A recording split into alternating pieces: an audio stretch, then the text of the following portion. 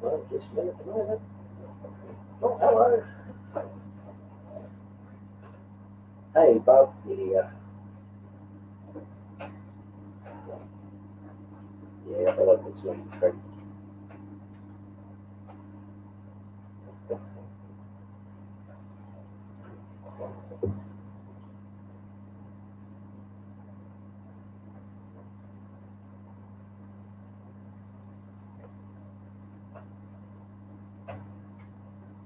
I'm trying to do that.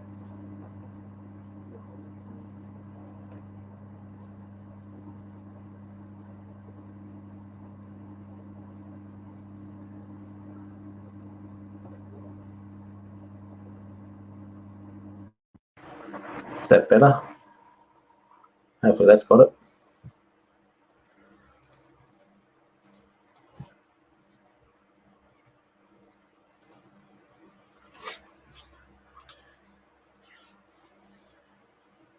Is that better for the audio? There we go. Yes, had the wrong microphone on.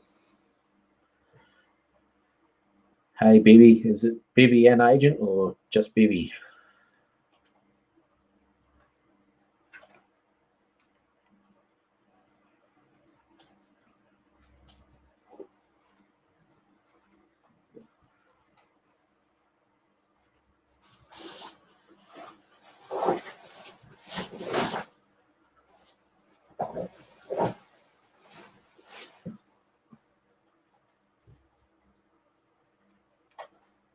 Oh, we've got 5 in here now, steadily growing. Don't leave me up here on my own. Me and technology, yes, doesn't go together sometimes. Gardening in the north, welcome.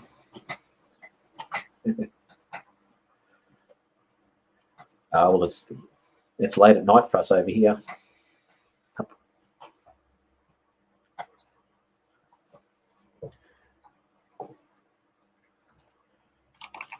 I'll just put the link in if anyone wants to jump on board. You're welcome to come in. Don't be shy.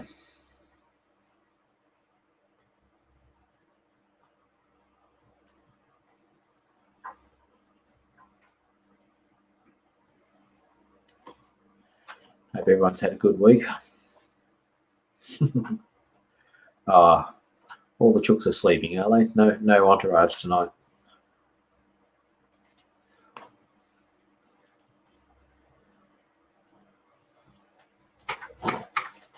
"5:30 in the morning in Canada." What's your temp over there at the moment? I'm assuming it's rather cold. Hi, Craig. Welcome.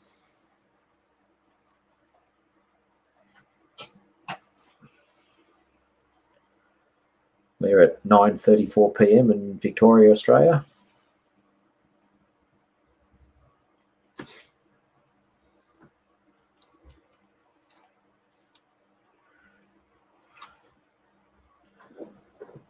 -7. Yeah, that's very cold.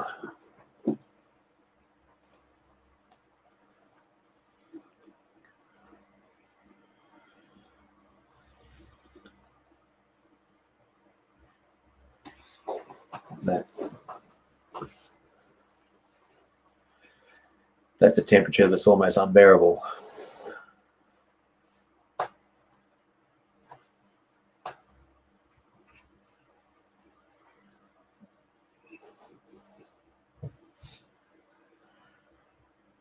What's everyone been up to today, this week? Oh, I'm supposed to warm up to 6. Yeah, that's a lovely balmy day then.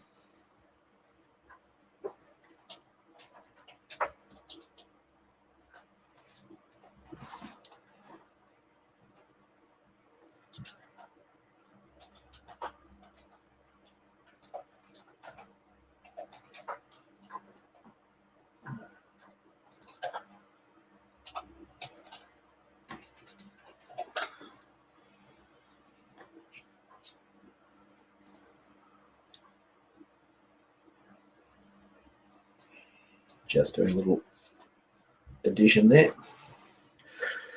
Losing tomatoes, yeah, we've had a real rough go with our tomatoes. We've basically just pulled the pin and given up. We've been done by the contaminated compost that we had in our garden soil, so it's very, very upsetting, especially when you're so keen to grow a nice big crop of tomatoes and make lots of things out of them, and you get squat. Josh is here. Sorry, mate. I'm not treading on your toes. I just thought with you were going to get here, so I thought I'll just jump on and give everyone an opportunity to get together and have a chin wag. Oh, look out. Darren's here. I'm in trouble now. I think you need to get up here with me, Darren.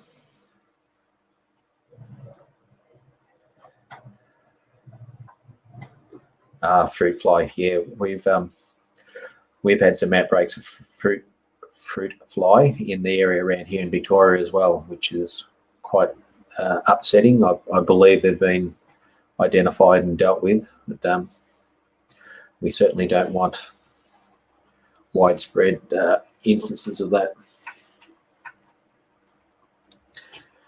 Look out, agent's here as well. Welcome, agent. In the garage, Darren. Working on a vehicle or in the forge?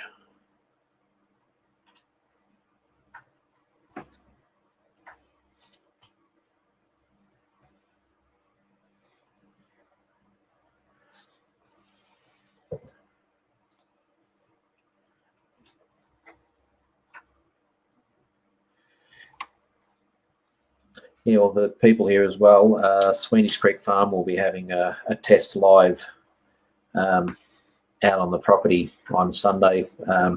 We'll be going live with Rick from La Farm Thursday morning.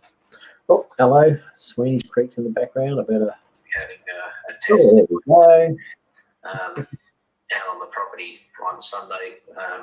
We'll be going live. That's better. Yeah, so we'll be going live on Thursday morning with La Farm, but we're doing a test on Sunday, so keep your eyes open for a link for the Sweeney's Creek test live. We just want to check to make sure it works out there and test that we can walk around with our phone and show a few things. Can you hear? Ooh. Yep. Yes, I can. Can you hear me? Yes, I can. Sorry, I have had you on my phone as well, so yeah, that's all right. You need to turn YouTube off. Me? Yes, you, because now we can hear me through yours. Okay, is that better? I had it muted, but yeah, it's still coming through, was it?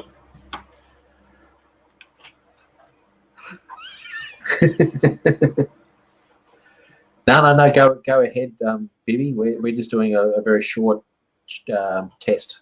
So yeah, no, please, if you're planning to go live on Sunday, do it. This is all sorts of messed up. Do you still have YouTube on, Stephen? No. The only thing I've got on is is the StreamYard. I've got one window open. So that was me. I had it open. Oh, that explains it. I've had a bad week. You have had a bad week. We won't go into Julianne's week. She's had a shocker. Craig, I have heard of a town called Manu, but I don't know exactly where it is. Julianne might. Manu. Manu. Of course, I've got to Google it. What part of, I'm assuming Victoria is it in? It is the Wimmera. Okay, yep. Sheep country. Manu Primary School. So it's down near, what's close that we, oh, geez, it's not a lot. It's just north of Stawell, between Stawell and Donald. Yeah, Okay. there you go. Yep. Well, Isn't we know Darren him. coming in? Yeah, he's making a coffee apparently. Oh, Jesus, who needs coffee? I haven't even done my hair, so, and I'm in. Yeah, I did. I was all pretty myself up. Out west, yes. Oh, yeah. It's the voices in your head, apparently.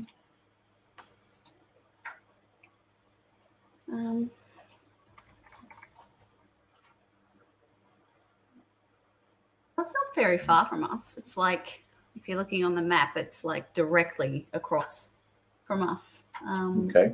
About it, like, it's, yeah, 140 k's. So, yeah. Yeah. Yeah, just a stone's throw. So what have you been up to? What have you been catching? What have I been catching? We're both on a Swinney's Creek. So Yes. Yeah. I did have Bomber Steve in brackets, but it's cut it off for some reason. I had a lovely little red belly black snake in the middle of town the other day, which was rather exciting. Went there expecting to see a brown snake, and out came a gorgeous little red belly black.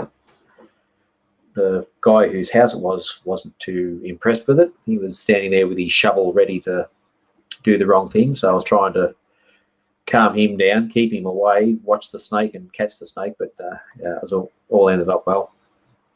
And then we had a little eastern brown underneath a deck, which was the first time I've actually caught one from underneath a deck, which was nice. But, he or she took a fair bit of chasing. We eventually found him. But again, it was the people had done the right thing and kept a good eye on the area, and we were able to find him. He hadn't escaped. And it was filmed for those of you who were interested, but Stephen's not allowed to show footage of captures in Victoria. He can show releases, but not captures. And the gentleman filmed, and he gave a title to the video, and we can't show that either because it had one little swear word in it. So he was a very colourful character, let me put it that way. So yeah, there was a lot of language on the video too. So yep.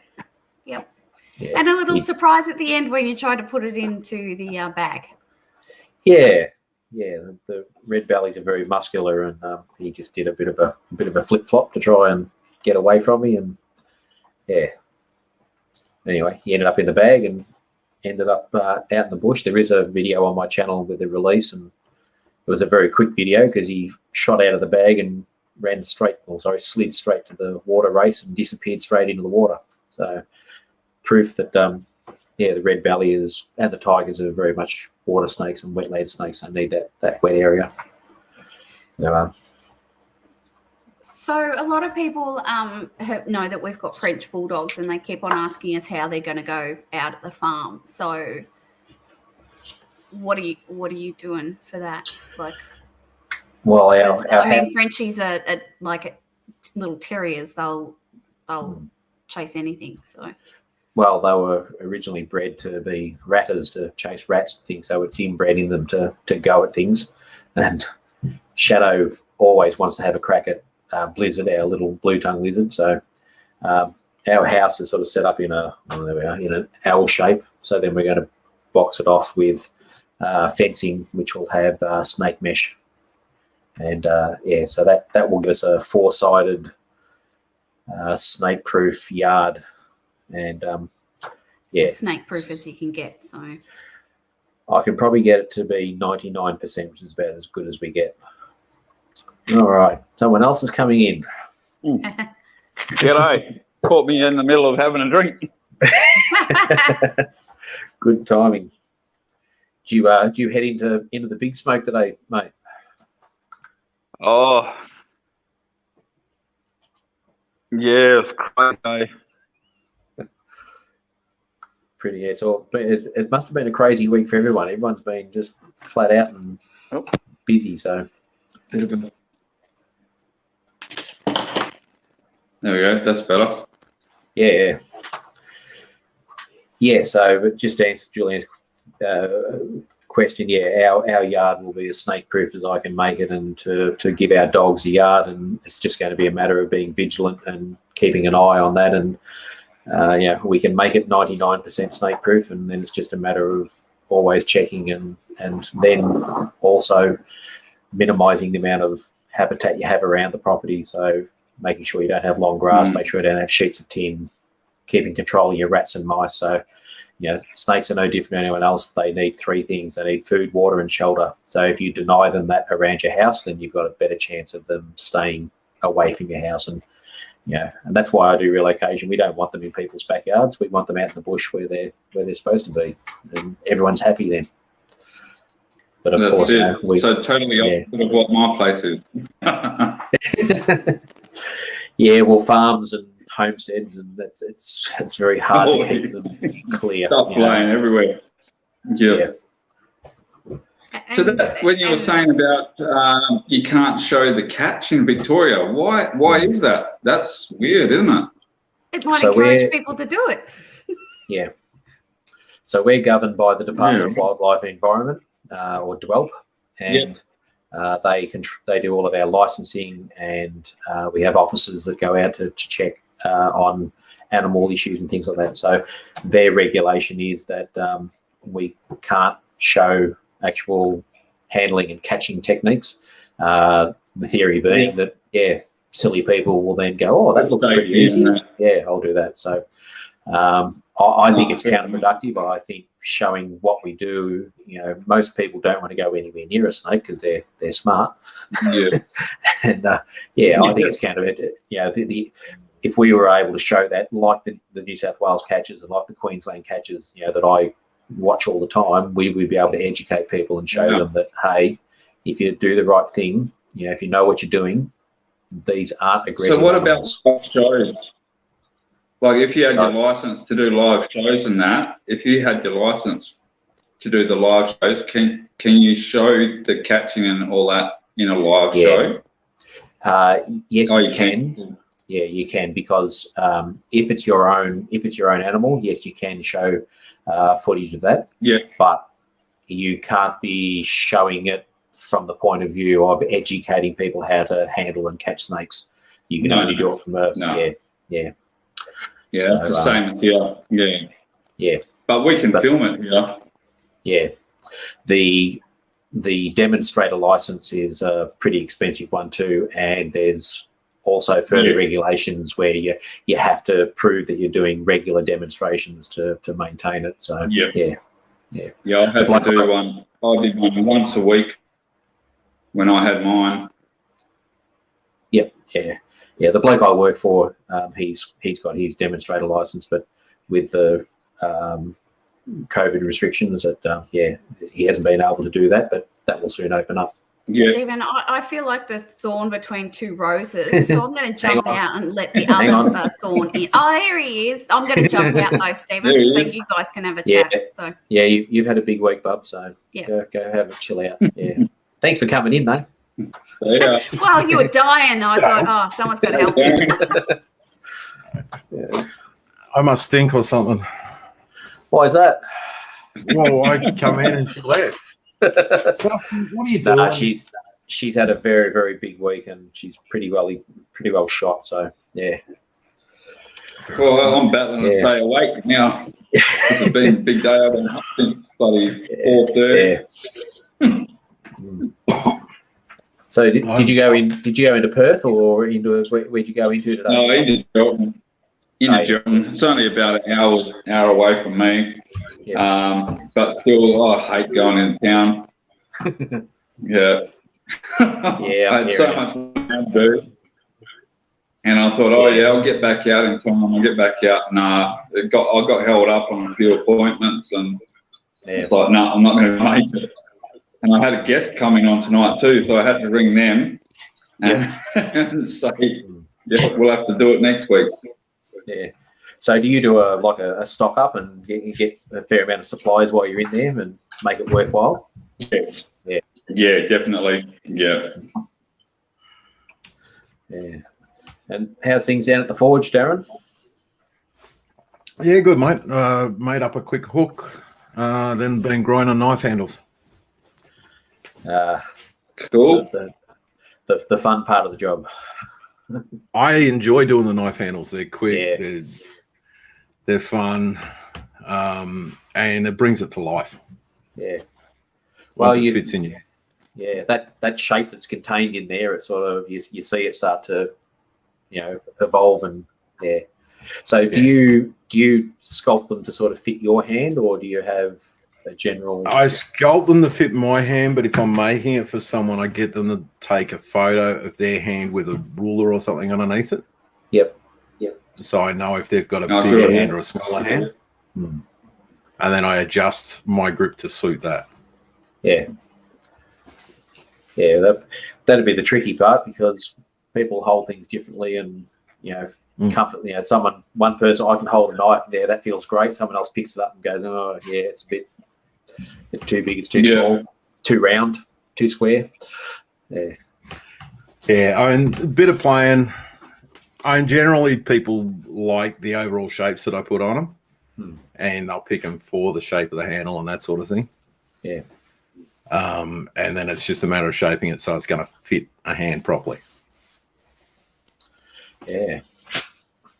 So you sent me a photo last week of you've actually got one of the grinders with the big belt on it.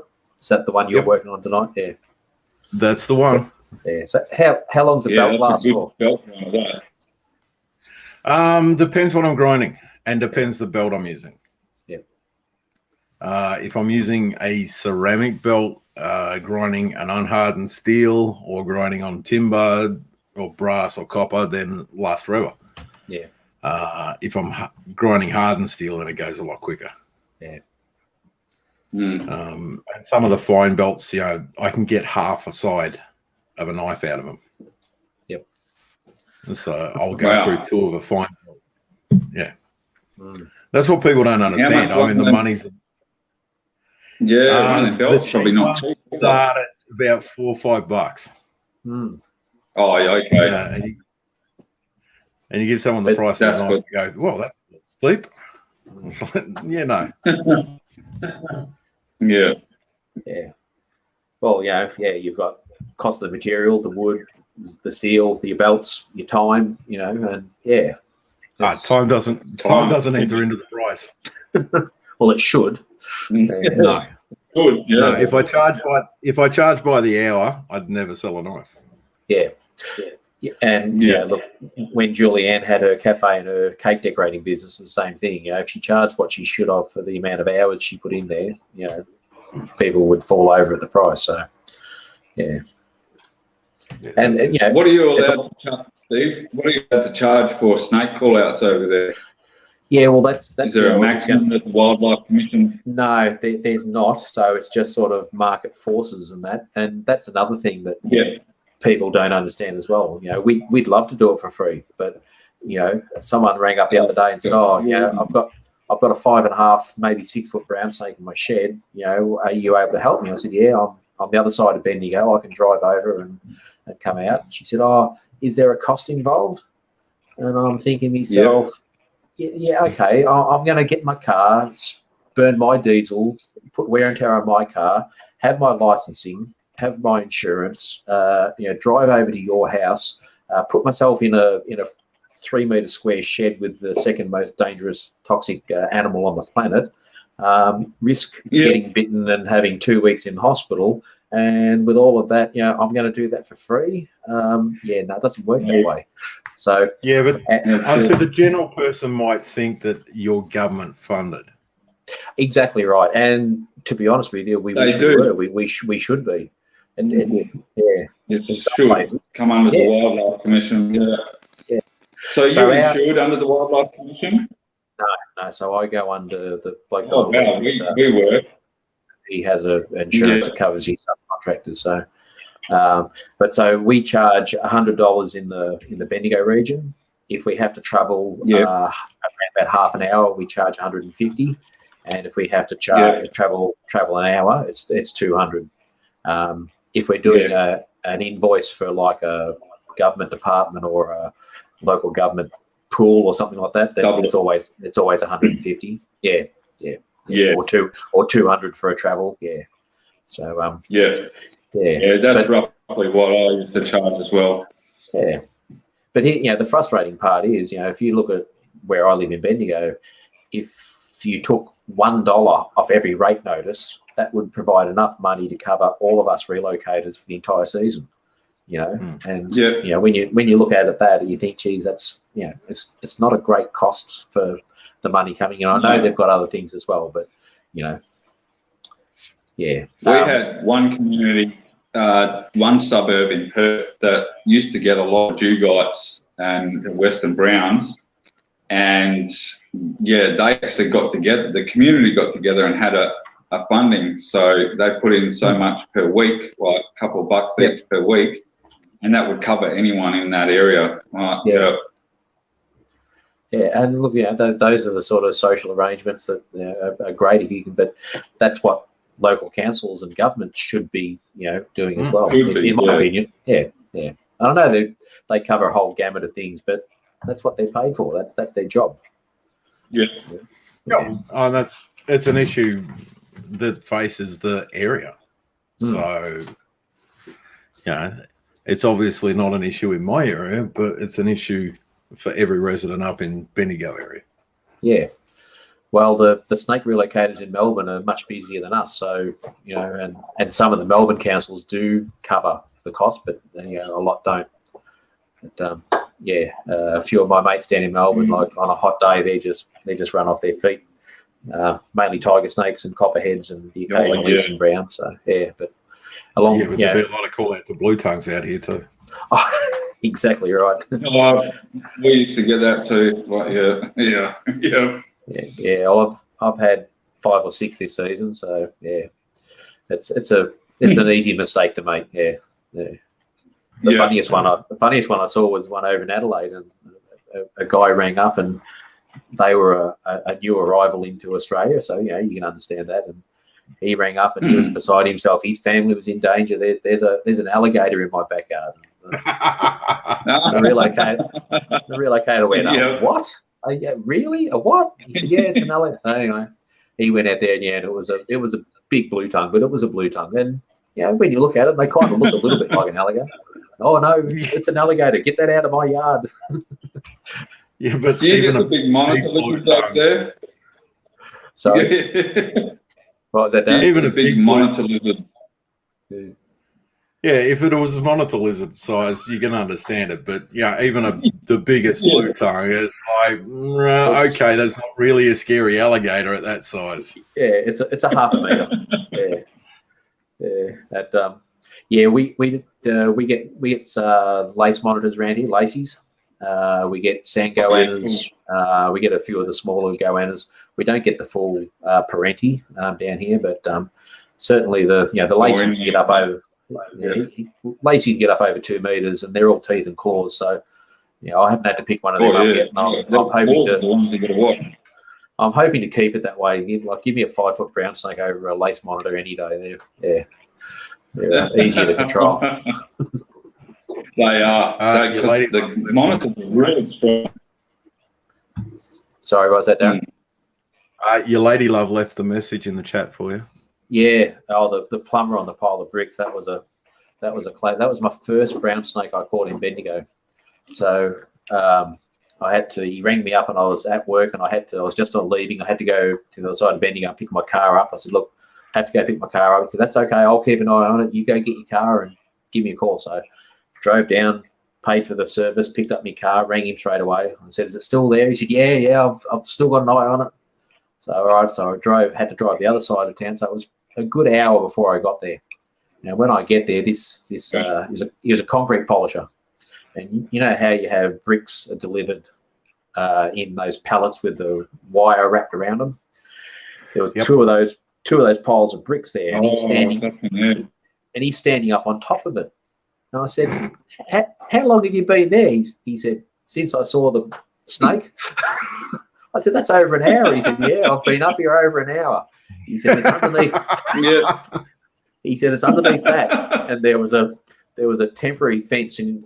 So you have those fence panels. You have those big plastic feet on them that the poles go into. Yep. The snake was under there. So I get my hook and I'm poking and poking. I could see movement. I said, oh, yep, it is. And the only snakes I'd caught was in my training. So here I am going, can I do this? Anyway, I poked around and this 4-foot brown snake shot out and ran along the footpath. Well, the concrete polisher was behind me when it came out. Next thing I know, in one leap, he's leapt about 3 meters sideways and he's back up on top of the bricks. so the snake went along the footpath and it tried to get underneath the next foot. So it stuck its head under and I thought, you ripper, it's got its head contained now. So I just walked over, picked it up by the tail, controlled it, got it straight in the bag. And I look up and he was sort of, he was, I would have said he was sort of Greek background or whatever, and he was as white as a ghost. And he's looking at me and he said, you just picked it up by the tail. I said, yeah, what do you think I was going to do? He said, you're effing mad. You're there. He said, I'm glad you're here. He said, I'm glad you're here, but you're mad. So, yeah. It was. My first live show I did, that was crazy. I was so nervous because I'd never spoken in front of people before, and I knew it was 50 people, and it was for when they were doing the wind farm, and it was mainly like people from overseas that were building the wind farm. So the Wildlife Commission sent me out to do a talk and everything like that on all the dangerous animals in that area. So they sent me out with all these snakes and scorpions and centipedes, wasps, all. And my mate was going, all you need to do is find something to break the ice and then you'll be fine. Well, I sure did that. I was just putting in one of the Western Browns, which he was really feisty. Yeah. And it was one of the wildlife officers' ones, so it wasn't one of mine. Yeah. And I went and put him in the tank, and he's out of the tank and straight underneath one of their dongers. And I'm like, oh no, I've just told them how dangerous they are. And it's got under their donger. So I dove under there and grabbed it by the tail and flicked it out and then come back out and grabbed it. And they're like, what? You're mad.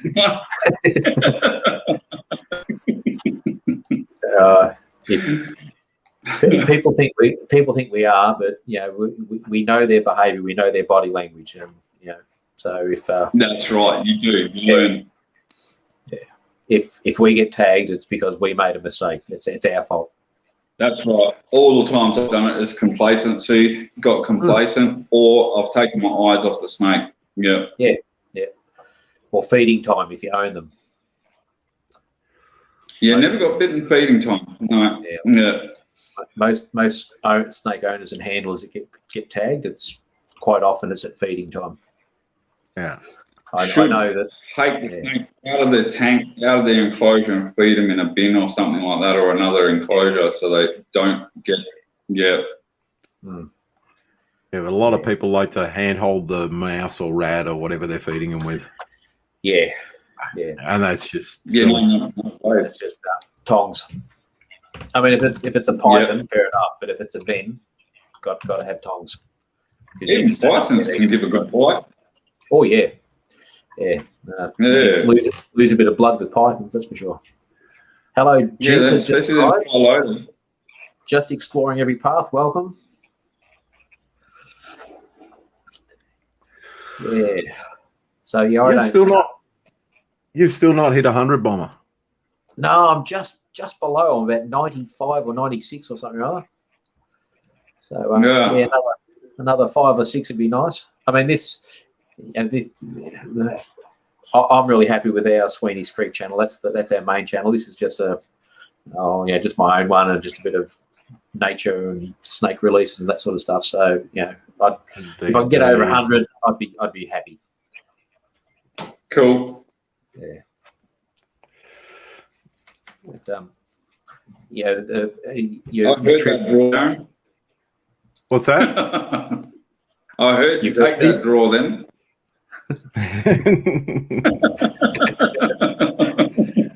Mate, everyone might know what I'm doing, but I don't do it on camera.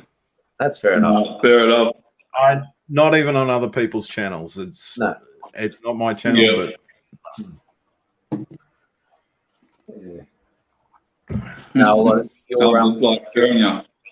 your work as a demonstrator, it's in the past, and it's really important because the hardest thing that I and other relocators constantly fight against it's not the snakes, and it's ignorance. It's lack of understanding. That's right. And it still astounds me the amount of knowledge that's lacking in the average Australian about our own animals and their behaviour and how to deal with them and things like that. So education is the key, and that's I work really hard. If I turn up to someone's house and I can't catch the snake, I mean I still charge because it's a call out fee. Yeah. But I try to give them a message, or I try and do a first aid demo with them. I'll bandage up an arm, show them what to do, give them some advice on their property. So I try to value add and say, well, okay, I didn't get the snake, but I've told you how to clean your yard up and get rid of that and do that. And this is what happens if you. This is how to treat. But it's all about changing attitudes, and we've got to do that. Yeah, we've got to do that with the young kids. We've got to educate them about and not to grow up to be a shovel Rambo, as I call them.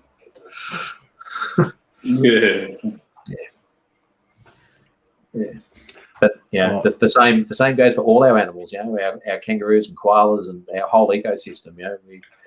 We as a nation we really don't know enough about what we do to our ecosystem. Well, in the old days, the farm wife used to have the sawn off 12 gauge in the kitchen, and that was the snake gun. Yeah. I can tell you some stories about people trying to snakes. Yeah, and look, in the days of pre-airlifting and pre-ambulances and pre-anti-venom, you can understand that. But today's world is different. We've got to change those attitudes. That's the thing. No one dies of snake bite in Australia. Hello. Yeah. Well, not now. 0.001% do, and that's just because they get tagged in an unfortunate situation. Most of the time they're drunk. Yeah. And one of the things that I keep saying to people, I show the snake compression bandages. And every car, every tractor, every shed, every house should have one of those bandages in them. Because they can turn up anywhere. I see too. Yeah. Yeah, I've got a compression bandage, not a special snake one. Yeah. But as long as you know what to do with it, that's fine. Yeah. But like I was taught to treat snake bite many, many, many years ago. And the other thing too is one of my bites, I didn't even have any bandages, and I used a towel and a shirt, and that got me out of trouble. Yeah.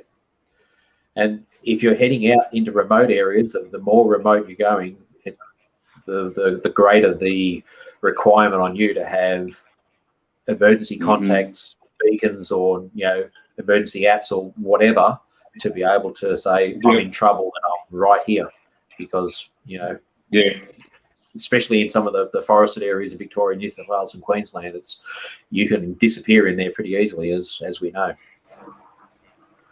Yeah. Oh, good, Bibby. I'm glad you've learned heaps off me. I I pride myself in trying to educate people. People get me started talking on snakes and I ramble. So if I start going on too much, that's good. I'll really shut up. Well, snakes or D&D. Yeah, no, I try not to talk too much about the D&D. Or miniatures. I have seen you on a live talking about miniatures and getting your miniatures Yeah, I out. did. Yeah, I've got a stack in the cupboard just up there. So I've got a lot in storage, a lot of painted miniatures and more unpainted miniatures. Wow. Nerd. Yeah. We all have therapies, Darren, to deal with the traumas of the day. See, no one has evidence Mine's of any of my kids. No, but you have admitted it. I've got it in writing. I've screenshotted it.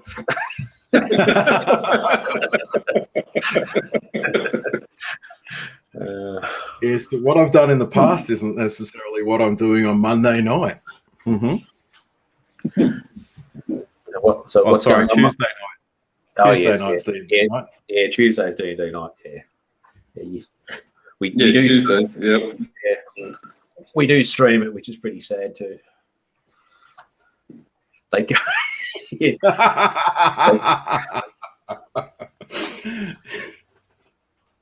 They do go into the cupboard and procreate. They just keep appearing. What do you want? So What are you doing? miniatures don't. Miniatures procreate through artificial means, and it's not IVF. It's another one. It's eBay.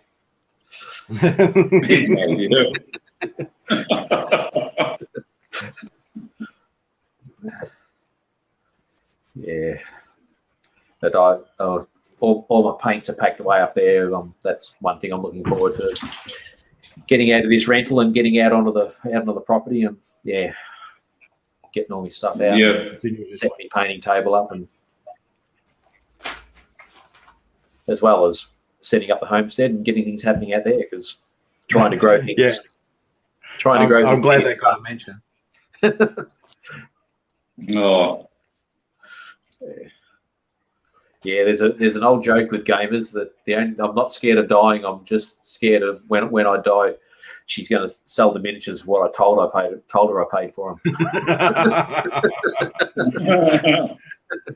That's like fishermen and fishing rods. Dusty, will you go sit down? Thank you.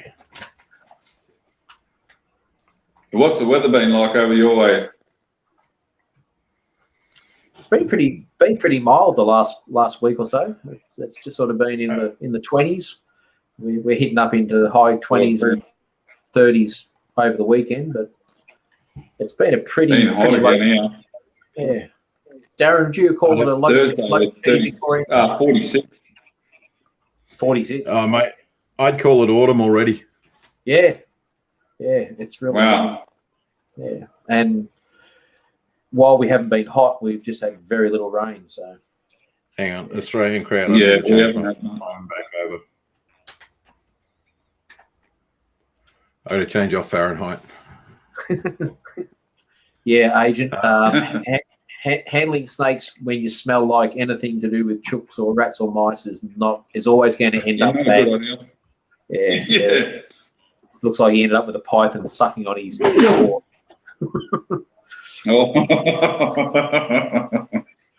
They're quick too. They draw blood. They do draw blood.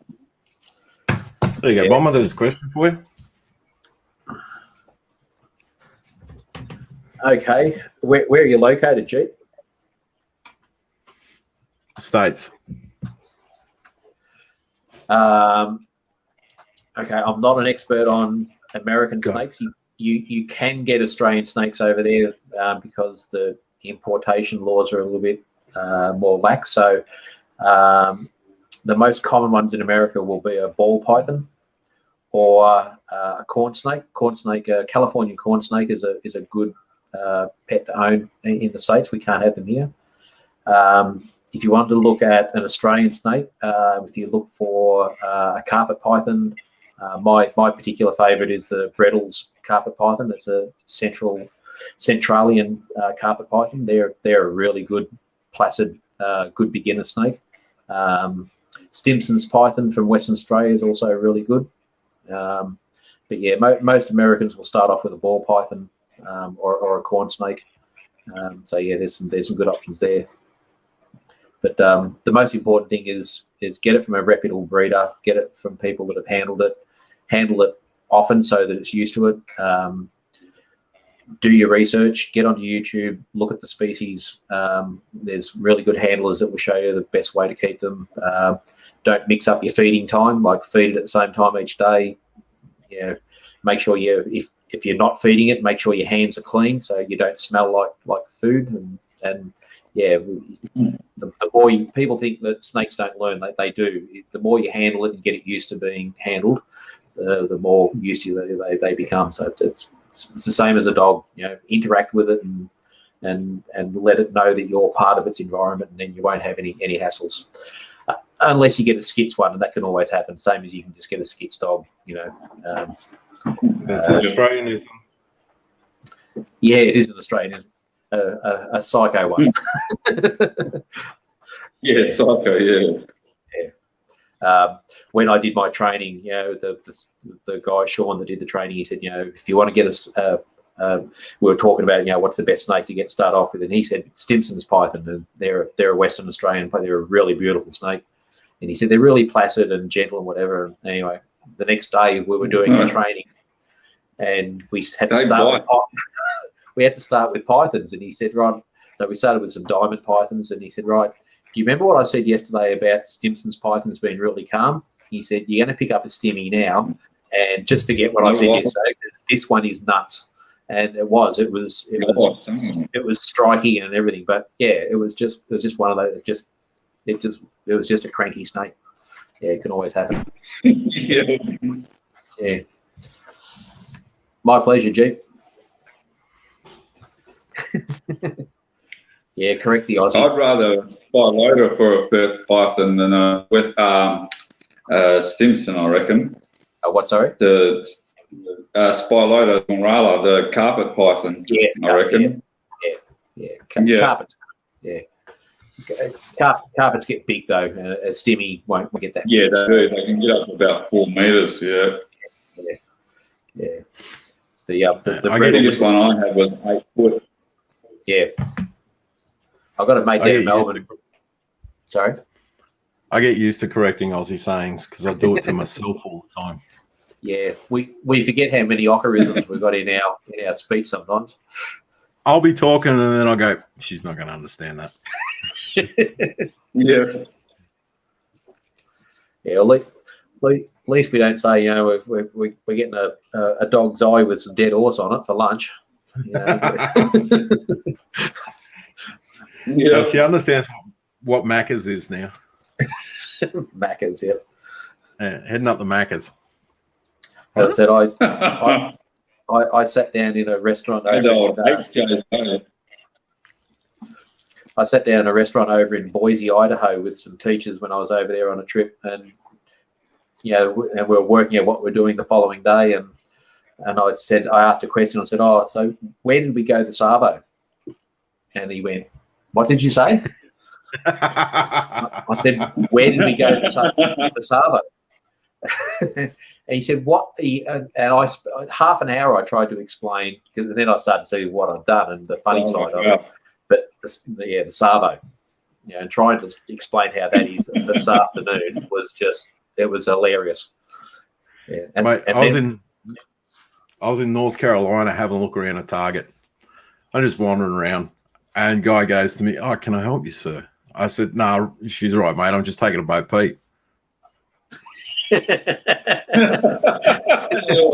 What? The look on his face.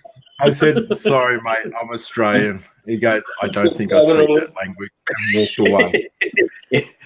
Not many people do. He walked away. He didn't want to help me no more. Yeah, well, when I was over there, we were with a whole group of people, teachers and support staff and everything, and my nickname became Aussie Steve because I was the one that was demonstrating the Australianisms in our language. But The other funny one too was I opened up my wallet and I had some of our nice, beautiful coloured Australian money. Wow, geez, did they go off on that? I was exchanging Australian money for American money. Oh, yeah. And I think I was a bit above the exchange rate too, so it worked out well for me. Cool. Americans can't believe that we've got plastic money. Mm. Yep. It's what? Yeah, right. No, it's plastic. Mm-hmm. It's not paper. No, it's plastic. Plastic. Yep. It's a polymer. Yeah, Julie, I was just saying. It doesn't. Sometimes people think we speak a totally different language. Mm-hmm. Yeah. James often tells me that I speak a different language to him, but he speaks Southernese. Yep. So Southern. yeah, he speaks really bad Southernese. So I speak Aussie, he speaks Southernese, and the two of us are nowhere near English. Yeah.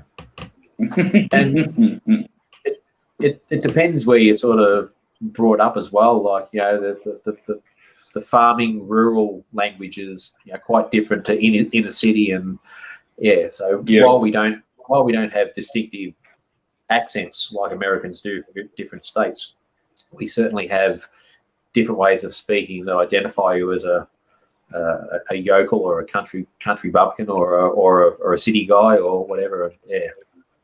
I think it just sort of depends on your background. We go station country here. You go station country here, and they still call a vehicle, a car, a motor vehicle. Yep. Like the motor car. Go get the motor car. Like, yeah, right. How old? Okay. That's a bit formal. I just say I'm going to get me truck. Go get the ute. Yeah, see, Dad's from up in Glenrowan, so he uses a lot of old he used a lot of old sayings and countryisms and that sort of thing. So I tend to use it in my talk. Yeah, exactly. Yeah. And people go, "Where are you from? Back at Queensland or something?" And it's like, no. They still go by miles out some of the places out near the desert. Mm. Yeah. No, look, and people say, I'll be running around at work and, how you going? I say, I'm flat out like a lizard drinking, and, little expressions like that, some people use them, some people don't. But it's, that's the, actually, 1988, I went over to South Korea and I was over there watching the Olympics, and we were staying with a Korean family. Have you ever tried to explain how flat out like a lizard drinking means busy to someone from Asia? Yeah. We were all just laying on our backs, just laughing our guts out on the floor because the quizzical look on their faces were trying to explain how that particular saying worked. It was as funny as. One I used to love doing when I was up in the Territory in the Kimberley would get the tourists like, watch out for the mud geckos, and then you see the look on their face like thinking like a gecko is only small. Yeah. Like, what's a mud gecko? And they're like, I said, they're dangerous, they're big. Right, you got to watch out. And then they finally clicked, he's talking about crocodile. Agent's talking about Cockney. There's a lot of Cockney in old Aussie talk too. Yeah, absolutely. Noah's Ark, shark. China plate, mate. Joe Blake, snake. Joe Blake, yep. Yeah, that rhyming slang really came across. Mm. Yeah. So hitting the frog. Yep. Yep. Yeah, or the frog and toad. I'm heading up the frog and toad. Yeah, frog and toad. Yep. Yeah, you got to go hitting the frog. Yeah. What? You doing what to a frog?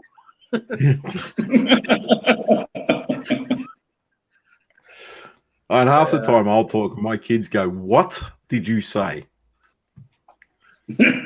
Like, you've been listening to me for 20 years. You haven't worked it out yet. Oh, Dad used to get frustrated with me when I got back from the territory and out bush, living with the True Blood Aboriginals, because I spoke language with them. And then I come back and I'd forget some of the English words because I was with them so long. So I'd say, well, I'd speak broken English. I'd speak English and language. And Dad's like, "What the heck are you talking about? What are you talking about?" And then I'll have to think, "Oh, yeah, hang on." He used to get so wild with me. Speak English.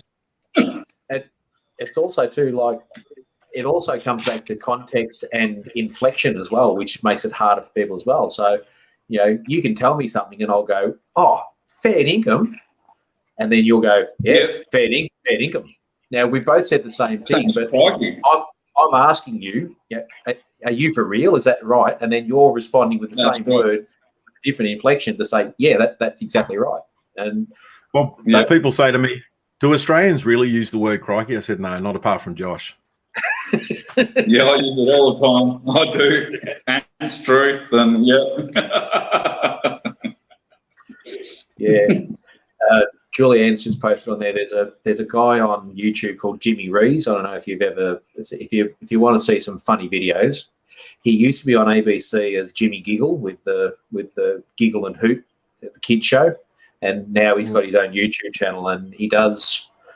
Look, the videos he does on there are just an absolute crack up, and he has a look at various parts of Australian culture, but he's been doing a series with the COVID restrictions, and he takes on the role of every state, and they're sort of talking to each other. It's an absolute crack up. I've seen that one. Yeah. So yeah, Jimmy Rees, if you want a good laugh, get on board.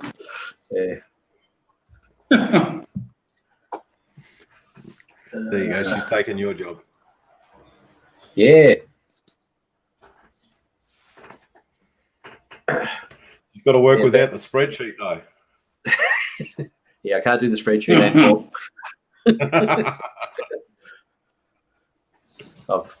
I've just given you a tool, though, Darren. I need good mods. I don't even bother putting links up anymore if you're in the chat as well. Yeah. It's like, he's got the spreadsheet. Let him do it. I'll watch the chat. It's getting longer and longer. I have to scroll up and down now. It's great. Actually, I can't even see the chat because I'm only on StreamYard. What's really cool is someone will post something. I'll see the name and I'll go to my spreadsheet, or it's actually in OneNote, and I'll scroll down. Oh, haven't got that one yet. So then I jump over and get the link. So just keeps building every live. Bibby just said, "Try territory slang." Hey, Josh. What's that? Bibby just said, "Try territory slang." Hey, Josh. Oh, yeah. Oh, yeah. It's completely different again. Yep. Yeah. Well, then you've also got the impact of our adoption of various Indigenous language words and First Nations language, which also brings it in, but also the way that a First Nations person will speak the language is totally different again, depending on their background and upbringing. Yeah. Well, that's like the territory. There was the tribe I was with. There was 3 different dialects, like 3 different languages mixed in between different tribes that passed through, and it got confusing. Well, like even place names, the place names here in Victoria for a Victorian, that even if it's native language, it's easy. Yeah.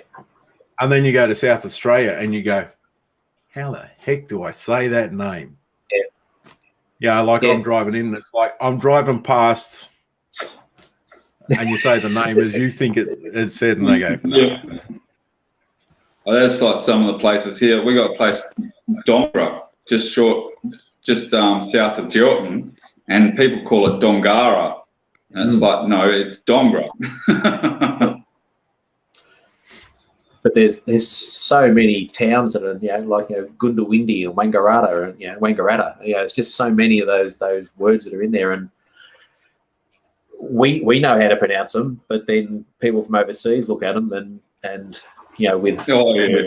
it can cause havoc for them. Yeah, and then we've got the old English names. Yeah. Oh yeah. Like you've got your Newcastle. Yeah. Castle. Castle. There's no R. Castle. Newcastle. Newcastle. Well, how you say castle will determine your social status. Absolutely. That's one word that reveals it very succinctly.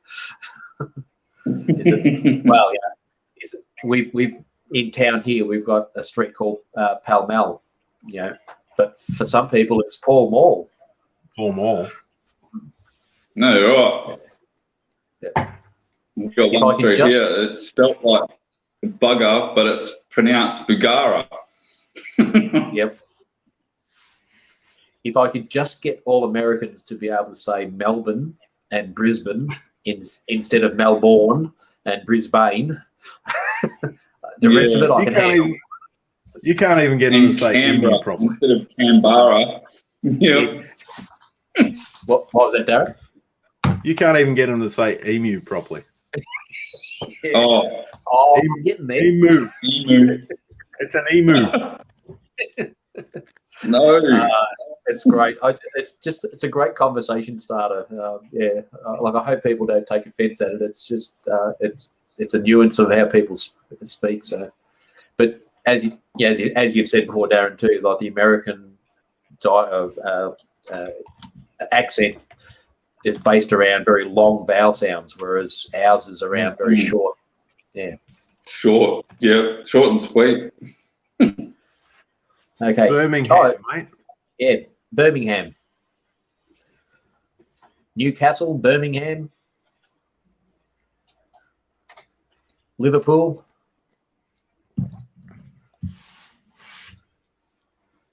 Great to have you here, Jacko, too. Oh. And little Frenchie in Big Texas. No, that's Nunya's missus. Oh, okay. Oh, cool. Oh, yeah, yep. Significant other for those in foreign countries. Better half as my better half gets referred to.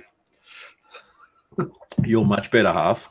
Yeah, sorry. Yeah, much better half. Yeah. I'm just chopped liver.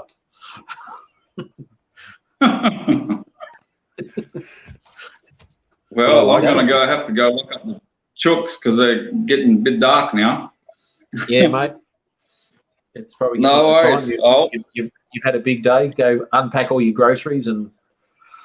I still haven't unpacked everything yet. Yeah, I'll do that in the morning, I reckon. I'd imagine your grocery shop was huge when you get a chance to head into town. So. This one wasn't too bad, but some of them can be pretty big. The biggest one I did the poor checkout people, they hate me sometimes. I did a 6-trolley one day because I was getting preps as well. And they're like, is this all yours? And I thought, the poor person. All right, guys. All right, great to have you, John. Take care of yourself, mate. All right, see ya. All right, mate. There's a little comment there from Bibby. Where are we looking? Oh God, someone else. I thought Darren's in here live. He won't have a crack at me. Of course, I'll have a crack at you. I'm always willing to have a crack, mate. Only way to be.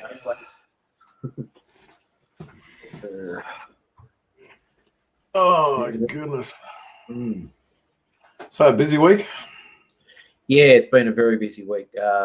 We've had a return to sort of normalcy at the uni that I work at, and so we've got students moving back on site. So we've had a lot of students move in the last 2 weeks. We're up to tick over 500 we've got on campus now. So heading. So have you got foreign students on campus? I believe we have some, and they basically when they left at the end of last year, they've gone to other places interstate. They haven't actually left the country, so we've got no one that's come into the country. But we have strict protocols in place that if you're coming from an identified hotspot, you have to self-isolate and get a test, and once it's all clear, then you're good to go. So we've got a fairly confined population of people there, so we just need to people that are coming from a place that might be a threat. They're making sure they're, and we support them as well with some facilities where they can isolate, quickly get a test done, and then we know we're all good. Look, that's fine. They've stayed in the country and that sort of thing. What I don't understand is like South Australia was doing. They were flying in foreign students. Yeah. And it's like, you're kidding me. We can't leave the country, but you can fly in foreign students because they're bringing dollars to you. Yeah. To your uni. Yeah, exactly. I mean, we've been lucky that our numbers have actually gone up with domestic students. So we've got a much higher percentage of interstate students. We've picked up some from Western Australia, Northern Territory, which we've never had before. But the money associated with foreign students is over and above that as well. So it is attractive, and all universities will want to get to a point where they can get tapped back into that. But in the meantime, look, I understand the driver, but I mean, you can't sort of have that financial driver as separate to what's going on with the people of the country.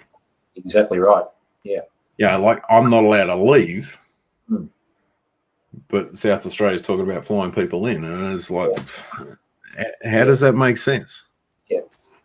And I'm being very supportive of everything we've done, and I'm pleased with the position we're in. I'm ready to do whatever we have to keep it the same way, but it's also hard to swallow when you can't leave the country, but international tennis players can come in and play a tennis tournament, and end up with results like that. Or we can't have an Anzac Day parade or an Easter parade or whatever, but you can have an Australian Open. So how's that fair? And the argument of that's their employment, these are professional tennis players, it's essential work. No, I don't agree. No, but I didn't watch the tennis the whole time it was on. I mean, I don't like tennis to start off with, but it wouldn't matter if it was. Yeah, you can tell tennis was invented by a woman. Okay, you're heading into territory I'm just backing out of you, mate. But if you want to hang yourself, go for it. Because it's like an argument, mate. It's backwards and forwards and backwards and forwards. Whereas you look at, football, basketball, anything like that, it's get the ball, put it in the goal. They were invented by men. Dear. I think we need to get Dana in here. It's Dana, mate, so probably. Dana, yeah. So. You got to pronounce it American as opposed to the Kiwi, who's Dana. Right. Yeah, we won't say it on Kiwi accents, that's for sure. They're funny in itself. Question there, just on the student makeup. Most international university students are of Chinese or Indian is the main areas they come from, but we also do get a few from the Middle East and Malaysia, Indonesia, places like that. But predominantly Chinese and Indian. And the thing is, like the Chinese and the Indian schooling doesn't have a lot of value in other countries. So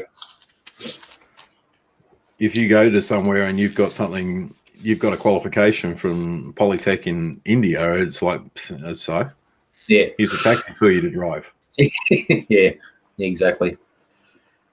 And our Julianne, university. that's why basketball's like a nightclub. It's like 5 guys on one side, 5 guys on the other side trying to compete to get the girl. Yeah, that sounds about like basketball. Yep. Yeah. Our university has a dentistry program, and it's a very highly regarded and highly sought after dentistry training program. So we get a lot of previous to last year. We get a lot of internationals that come in for that, but we also draw a lot of students from a lot of the major capital cities doing dentistry, and it's a big one for us. Yeah, we predominantly watch rugby league, and my favourite's American football. I'm not big on the AFL anymore. I don't actually watch any sport whatsoever. Yeah. I don't watch a great deal. I thought the American football will be the main one I watch. I used to sell, like I live a stone's throw from VFL Park, as it was known. And I used to, back when I was a kid, and I used to sell pies up there at the football. And like I used to support Melbourne back in the day. And I had my Melbourne scarf on. Yep. And Melbourne were playing, and Ron Barassi was there. And like I walked up to him and said, "G'day, Mr. Barassi." He goes, "F off, kid." It's like, that's it. That's it. Don't care. Not following anymore. Gave up after that. Yeah, but that was him in a nutshell, wasn't it? Yeah. He spoke to his players the same way. Yeah. Oh, he was vitriolic. He was unbelievable. But yeah, that was it. I was like, yep, no, don't care. Not following. No. But like the money they get, it's just ridiculous. And I was doing a job. I was bricklaying back at the time that some football players were still on the tools. So they were breaking over into that period of professional athletes. Yep. And it was during that time. And Bomber Thompson and his apprentice were actually chippies on the job. Yep. Two nicer blokes you've never met. Yeah, and they'd finish work and go off. There was another player who I'm not going to mention the name of, was living across the road, driving around in his Porsche, and he'd pull up to the gate and lay on the horn so someone would come and open the door for him. Yeah. Yep. And it's like, yeah. And I think, unfortunately, a lot of now, because the professionalism's come in, have drifted more towards that. You know, the regular great guy is rare now. You know, or it's a minority. Yeah. Yeah, well, I mean, they've lost that opportunity to do that, which is a shame, because they get recruited when they're young kids. Yeah. And they go into the reserves and that sort of thing. And they've had this money thrown at them again and again and again. You know, so yeah, in a way they are to blame for their bad behaviour, but in a way they're also not, because they've not been brought up in a normal environment.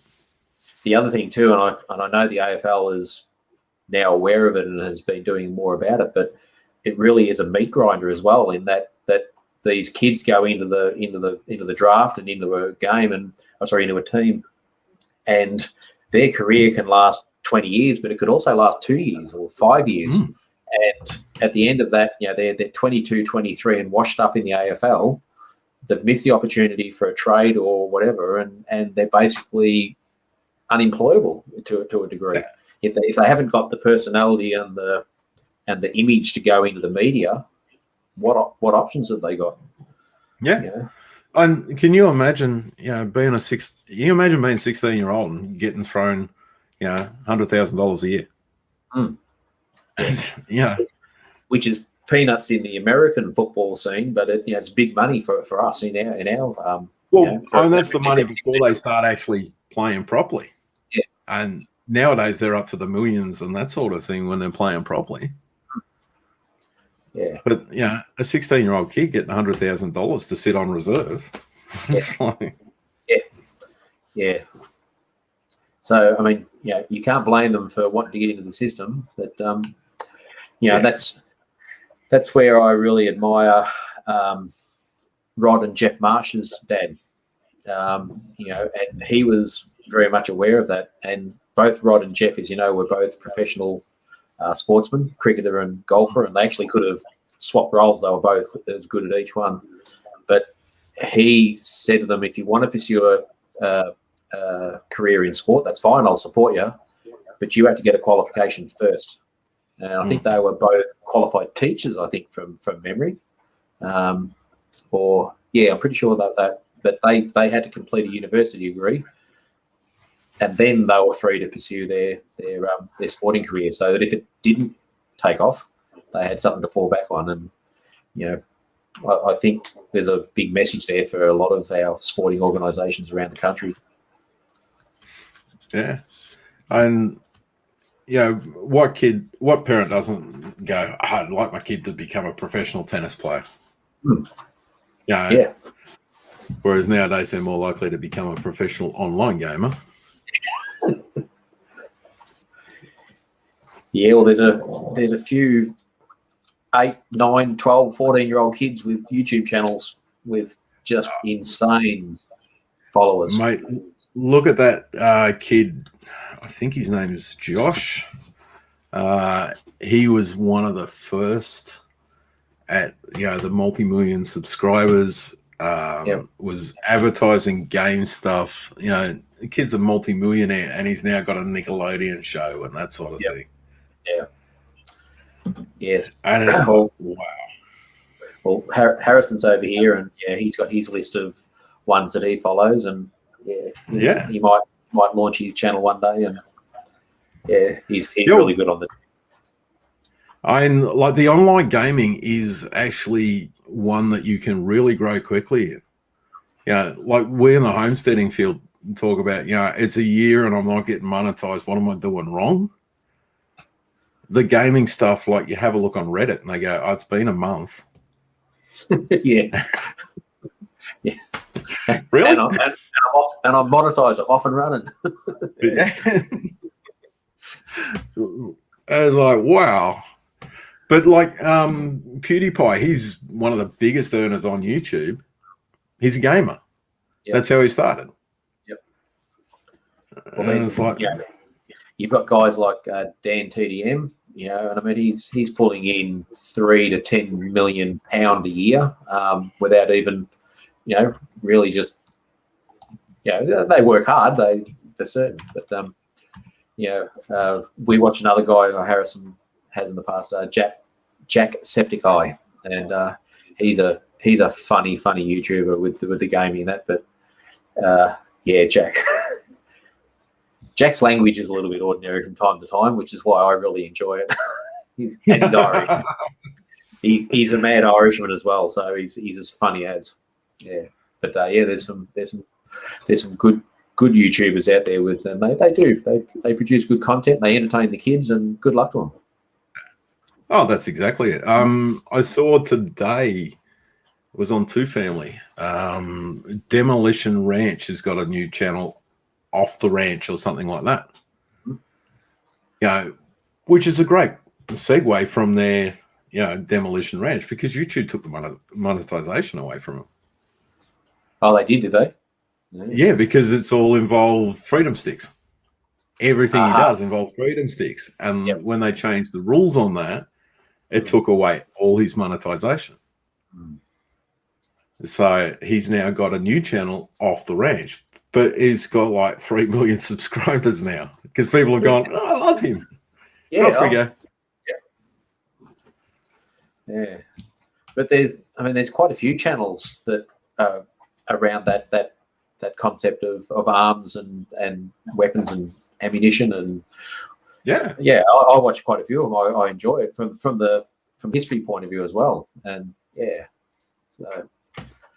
Yeah, well, I can't think of his name. There's one old guy, and like he breaks down, what's the best one for home defense and that sort of thing. And he broke down the an FBI shooting or a couple of those and plays through doing the shots and that sort of thing and the positions people were in.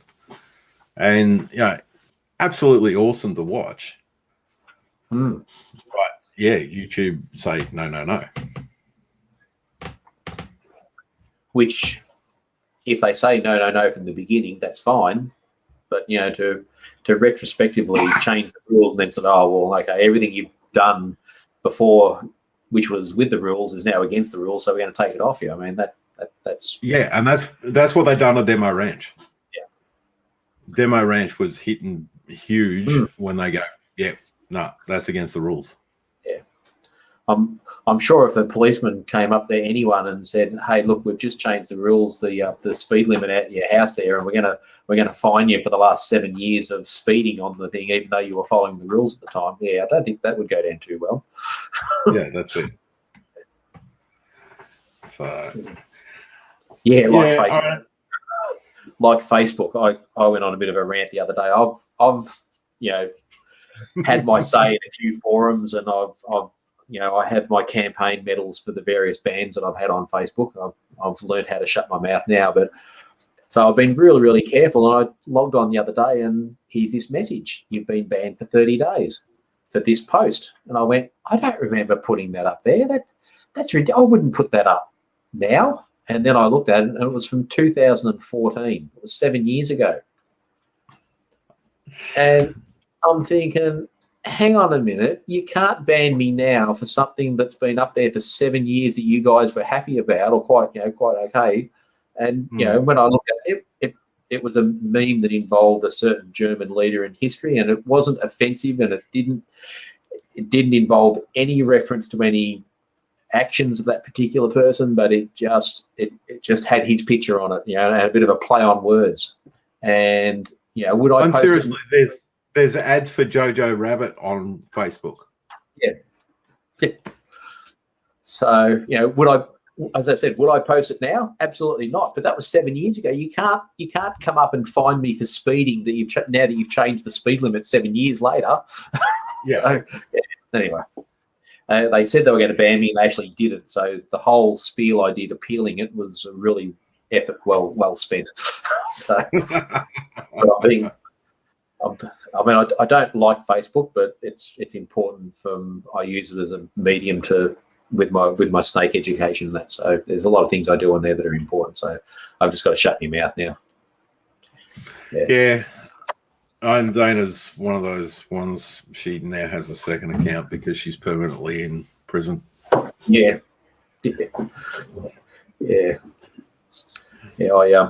I've worked out ways to call people an idiot without actually calling them an idiot, so I'm better at it now. Yeah. Well, mate, Julian's just reminded me you're looking extremely tired there, and I was only going to jump on for an hour or so. So. Well, it's always good to have a chat, mate. Oh, it is. Yeah. I'm looking for you. You're heading up this way to your uncle's at some stage soon, maybe. Very soon, because the roosters are going to start crowing soon. Okay, cool. So once that happens, I've got to separate. Yes. Yeah, because I would imagine roosters in your urban area would not be legal or appreciated. No. I get complaints about the dogs barking, let alone a rooster crowing. Been there, done that. Yeah, we had a neighbour always complaining about the dogs barking and that. And yeah, he was a scumbag. Mate, just move those headphones and bend your head down for a second. Yeah, there's the thumbprint right there. No, I've still got hair there. Yes, we are going live. It's up at the back there. We are going live on Sunday as a test, so probably around about 1 o'clock in the arvo. So there'll be a little one there, and then next Thursday morning, tune in to Rick at Lala Farm, and we're having hopefully we joining on with him and having a bit of a chat and going through plans for the property and have a bit of a walk around. And yeah, so if you want to catch up with us, have a look at Lala on Thursday. Unfortunately, I'm going to miss that one. I'm back in the office. Okay. Oh, not Wednesday, Thursday, back in the office. okay. So where's the office? It's not too far from home, but I won't be sitting on YouTube during the day.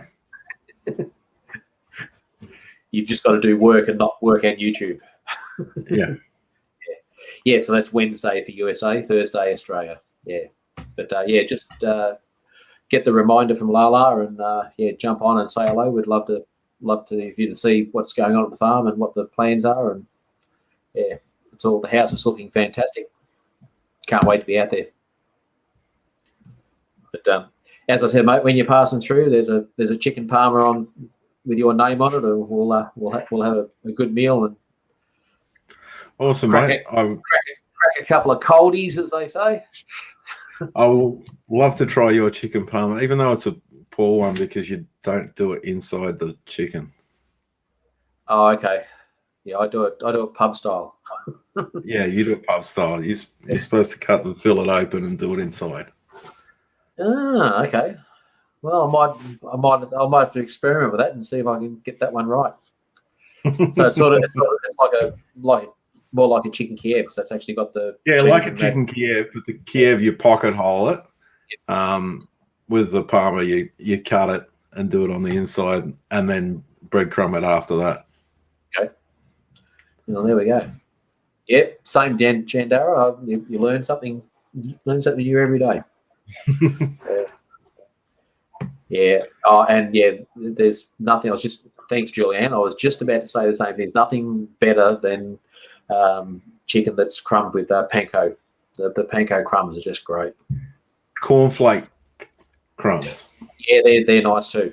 Yeah. Yeah, indeed. All right. Well, all right, mate. Well, I will leave you be. And thanks for coming on, mate. Appreciate it. No dramas at all, mate. Stay safe down there. Just look after yourself, and look forward to catching up with you sometime. No worries. Uru, everyone. Thanks, buddy. Thanks for everyone that came in. I said this was just an impromptu decision because we normally catch up on Josh's, and I thought people might just like an opportunity to say hello. So thank you very, very much for everyone that come on. If you're not a member of my channel and also the Sweeney's Creek Farm channel, we appreciate all you guys. So come on and subscribe and join on the journey with us. So thanks very much for your support, and we'll see you on Sunday and hopefully also on Thursday. But love you all, and please, wherever you are, stay safe, look after each other, and look after yourself. So we're here for a good time, not a long time. So make sure it's you're looking after yourselves wherever you are. Thanks, everyone. Catch you another time. Bye for now.